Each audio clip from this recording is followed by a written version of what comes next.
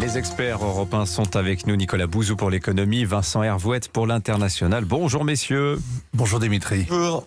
Nicolas, dans un instant, vous allez nous parler de ce plan de résilience annoncé par le Premier ministre pour faire face aux conséquences économiques de la guerre. Bienvenue dans l'ère des super dépenses, c'est à peu près le message. Mais d'abord, Vincent, le pire est à venir, disait Emmanuel Macron en conclusion, suite à son entretien téléphonique. 1h30, encore une fois, avec Vladimir Poutine hier. Oui, en général, le verbatim d'une conversation entre chefs d'État, les commentaires qu'ils en font à leur cabinet sont couverts d'un épais secret, surtout quand ils parlent de la paix et de la guerre. Alors c'est à moitié vrai, car les conseillers qui quittent l'Élysée ont pris l'habitude de tout raconter. Ils prennent des notes, ils enregistrent avec leur téléphone, ils publient leurs mémoires sans avoir forcément le talent de Saint-Simon. Ils se donnent un rôle avantageux en levant un coin du voile, et on découvre qu'au-delà du protocole, les chefs d'État appartiennent à un club où on se parle cash.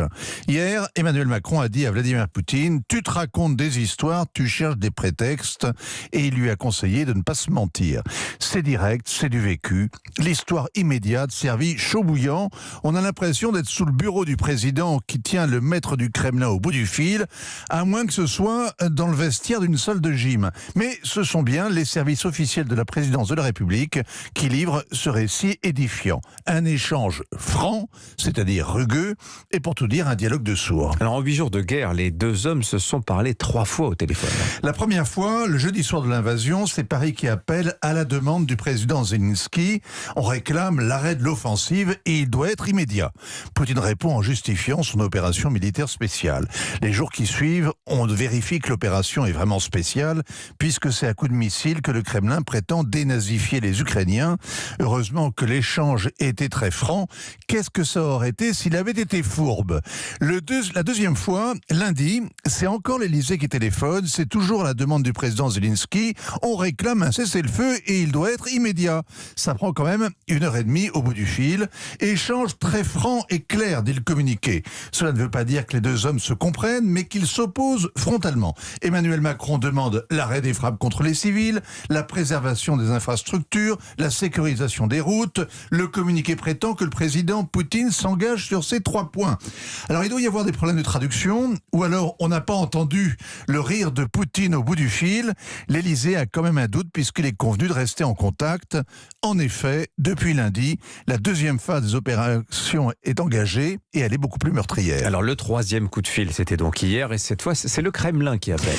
Oui, Vladimir Poutine n'a pas apprécié le discours d'Emmanuel Macron aux Français et que la Russie soit désignée comme l'agresseur, pas l'agressé. Il explique donc que l'opération spéciale se déroule selon le plan, qu'elle va s'aggraver si les Ukrainiens n'acceptent pas ces conditions et qu'il ira jusqu'au bout. Ça dure encore une fois 1h30. Le dialogue est très franc, évidemment. Tu te racontes des histoires, c'est le mot juste quand Vladimir Poutine prétend combattre les nazis alors qu'il mène une guerre de conquête longue, brutale, sans retour.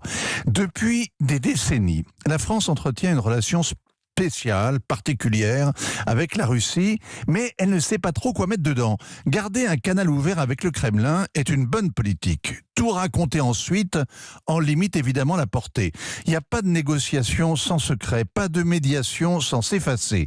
Ces dernières années, la diplomatie spectacle, avec l'Iran, avec la Libye, avec le Liban, avec l'Algérie, avec le Mali, n'a mené nulle part. Si bien qu'on finit par se demander, peut-être que nous aussi, on se raconte des histoires. Voilà, Jean-Pierre Le Goff, ce matin, dans les pages du Figaro, dit non, en fait, Poutine ne se raconte pas d'histoire, il pratique le mensonge déconcertant, comme on faisait à l'ère soviétique. C'est assez bien vu.